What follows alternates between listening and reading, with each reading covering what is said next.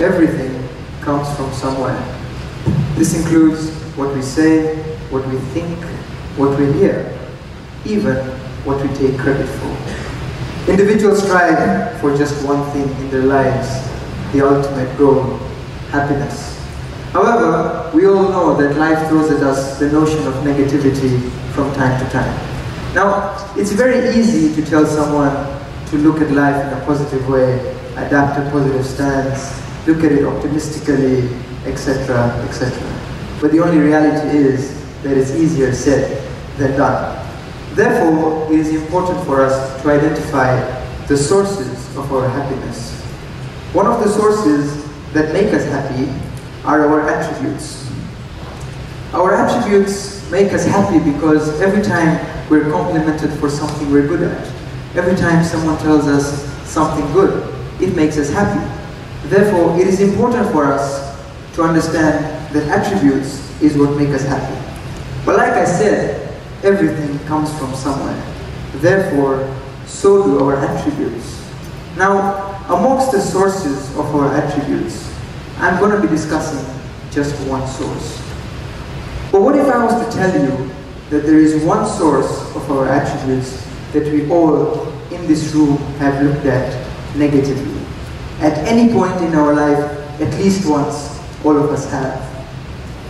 And I'm here to change your perception on that source. Restrictions. Parental restrictions. We all have gone through the phase, or some of us may still be going through the phase of parental restrictions. You want to go somewhere, you want to do something, and your parents say, no. It makes you feel discouraged, it makes you feel demotivated, and sometimes when it's about going out with friends, it makes you feel like a spoiled sport. But we don't cease for a moment or two to even think as to why our parents did that, but we look at it negatively. Now, I'm going to be taking two of my personal examples to make it clearer as to what I'm trying to achieve, but I'm sure all of us can generalize this into our own lives and understand what I'm trying to say. So, 7 years ago, at the age of 13, I used to live in a town called Morogoro, which is 200 kilometers away from here. And I used to play my favorite sport, volleyball. Traditional volleyball, it is more common in the Indian communities. Like every other group, we used to have practice sessions from 8 p.m. to 9:30 p.m. But as always, we used to have the punctual and the not so punctual group of people. As always, practice would not start until about 9 p.m. Every game being 20 minutes long made it 9:20 when I would play just one game, allowing me with just 10 minutes to get back home. Very unproductive practice sessions. I used to leave the compound and I walked back home and I thought to myself, why am I being dealt with in such an unfair manner? I can take care of my own stuff. I'm 13, I'm a teenager, I'm old enough. There's no more excuse of waking up for school. Why is it that my parents have a problem with me being out of the house after 9:30 p.m.? And that wasn't the end to my frustration. What would frustrate me more was the fact that when I would leave the compound, there were kids younger than my age who were allowed to be played after 9:30. But there wasn't anything I could do about it. And this went on for a few years until I shifted to Dar es Salaam 4 years ago. And I began playing volleyball again. But I realized that my restrictions went through a transitional process. So my dad went from, what time are you going and what time will you be back? To, alright, make sure you're not too late. And finally, alright, take care. I realized this transitional process. As time went, the restriction faded away. But the only perception I gave to this was, my dad knows now I'm old enough to take care of my activities. And that was the only perception I had until I met a friend very recently. And he started complimenting me and he said, Maitham, it's amazing, despite your tough work schedules, you're able to get everything done on time and I can't do it. And I said, okay, so what's the problem? And he said, football. I play football 3 hours a day, 4 days a week. Those 3 hours are crucial for me. And that's the problem. Every time I go to play football, 3 hours are gone. I don't have enough time to do everything else. And I said to him, you know what I do with volleyball? I leave after an hour and a half. Even if practice sessions continue, even if I'm not restricted anymore, I still leave after an hour and a half. And he said, I know, and that's why I'm complimenting you, because you can do it. And I said, so why don't you do it with football? And he said, what? Are you crazy? I can't do that. Nobody does that. Kids younger than my age play after 1.5 hours. I can't leave after an hour and a half. It's embarrassing. And I thought to myself, if I can do that with volleyball, he can do that with football. It can't be that difficult. But I didn't tell him anything because, you know, it's one of those situations when your friend is complimenting you for something he can't do. So all you gotta do is just enjoy the moment. And so I left from there and I went back home and I thought to myself, today I was complimented for an attribute. And therefore, this attribute has come from somewhere. And when I trail back to my history of volleyball practices, I realized that actually the restriction that was placed on me by my father was just so that, not because he didn't trust me, but it was to prepare me for time management later on in my life, when the restriction will no more be there, when my work schedules will be harder, but I will still be able to manage my time. That means just one thing, ladies and gentlemen. If restrictions are really negative, if the negativity that we have towards restrictions are valid, then there is no way we're going to benefit from that. And the fact that I benefited from a restriction just says one thing. If restrictions are anything, then they are healthy. I'll move on to my second example, and we'll need an honest show of hands here, otherwise it's not going to work. So, let's be honest. How many of our rooms look like this normally? Not many. How about that?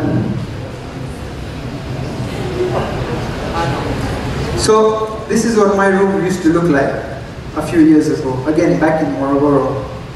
Now I'll tell you something about Indian parents. If they see this, or anything like this, it's not good news. So this is what would happen. My room would look similar to this. So on a Sunday morning, my dad would come into my room and he would be like, why is your room so messy? Now because it's early morning, the tone would be quiet. But if you don't take that seriously, then you just wait for what's coming.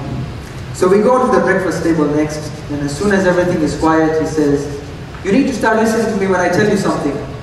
And I'm trying to think what I did wrong, and he says, I've told you 555 times. By the way, that's just a random number Indian parents used to describe countless. I've told you 555 times to keep your room clean. I'm like, oh, okay, so that's... And that's not where it ends, because then, this is Indian parents, yeah? So then he turns to my mom and he says, your son needs to start listening to me when I tell you something. It's just gotten worse, because now even your mom is angry. In fact, she's angrier because she shouted at for something she didn't even do. So I go into my room, and before I start cleaning up, I think to myself, my room is in the corner of the house. These are my things. He doesn't need anything from my room. So why is he so concerned? Like, I'll find my way through this. It'll be a bit hard, but I'll find my way through it. And why is he so concerned about it? It doesn't matter. As long as it's my stuff, I'll get my way through it. I'm being treated like a child here. I'm a teenager, you know? You can't go here, you can't do that because your room isn't clean. What? It's my room. It's up to me what I do. Nevertheless, there wasn't anything I could do about it. I'd clean up my room. Not every day. When you would shout at me, I would. So, after a few years, when I shifted to Dar es Salaam, my room still used to look like this. But I realized that he stopped. He stopped telling me about my room. He would see my room messy, yet he wouldn't say anything. And I realized, yeah, now he knows I'm old enough. Or actually, he's just tired of repeating himself. But that was the thing, because he didn't need to tell me to clean up my room. So every Sunday, I'd wake up. As soon as I've had breakfast, I'd clean up my room. And to me, cleaning up my room was no more anything that I felt I needed to put effort into. It would just be instinctive. As soon as I'm done with breakfast, I clean up my room. Nobody tells me anything. Nobody even needed to tell me anything. It's almost like neuroplasticity. So, any of you who's concerned about your appearance, neuroplasticity has nothing to do with plastic surgery. Yeah? Neuroplasticity suggests that every time you do something, it's easier for you to do it the next time. And this is where I want to pause for a second, and I want all of us to think. If our brain has that ability, that means if we feed the right information to our brain, that restrictions are healthy, then every time there is a restriction placed on us, every time we remember an incident of restriction, we will know that it is healthy, and therefore we will eradicate the negativity behind it. So I always remained organized since then.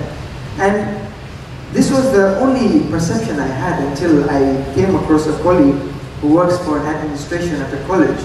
And she was very frustrated about her work schedules. And she said, you know, Maitham, it is so terrible about how it is. Like, our college teaches so many subjects, and I'm in charge of handing out the marked papers and collecting them back. But the problem is that we store them in such a horrendous way. We take the English papers, we roll them up, we put a rubber band, and we put it in a box. We take the science papers and do the same thing and put it in the same box. And I said to her, so then how do you know which paper to open? And she said, exactly, that's the frustration.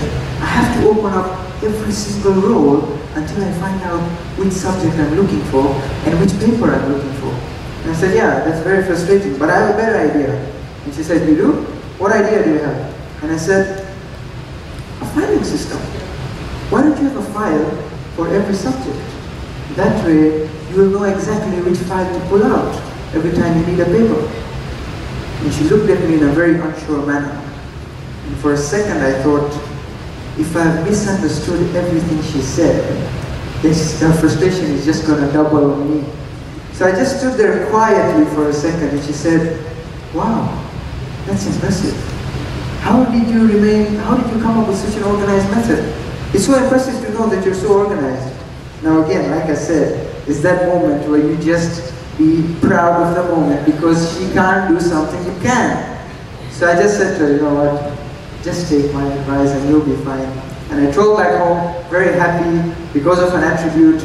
And I got back home and I thought, I'm complimented today for an attitude. I've been complimented for an attribute within me, which is organization. But as far as I remember, I was always remembered as someone who is unorganized. So how did this transition happen?